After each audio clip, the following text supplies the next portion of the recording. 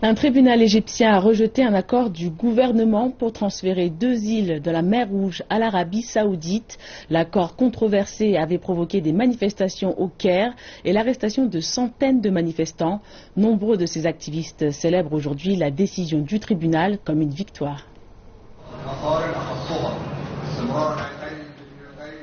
Le tribunal explose de joie lorsque le jugement est rendu. La propriété des îles Tiran et Sanafir a été l'un des sujets les plus controversés en Égypte cette année. Le cabinet du pays avait affirmé que les îles appartenaient au royaume d'Arabie Saoudite. Toutefois, la Cour administrative supérieure en a décidé autrement. Nous avons la preuve, nous avons les Égyptiens de notre côté.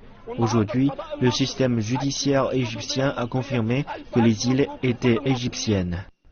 L'Égypte avait cédé les territoires durant la visite du roi saoudien Salman au Caire en avril. Toutefois, les activistes qui approchaient du tribunal ont souligné à plusieurs reprises que ce n'est pas une bataille contre l'Arabie Saoudite.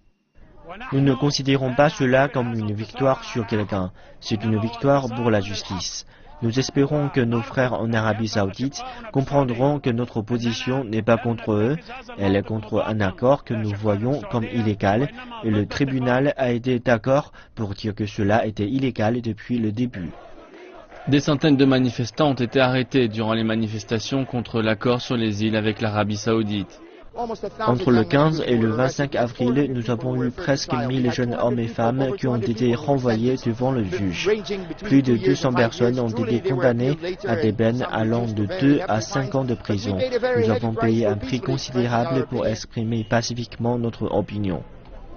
L'État doit maintenant répondre au jugement et il a le droit de faire appel.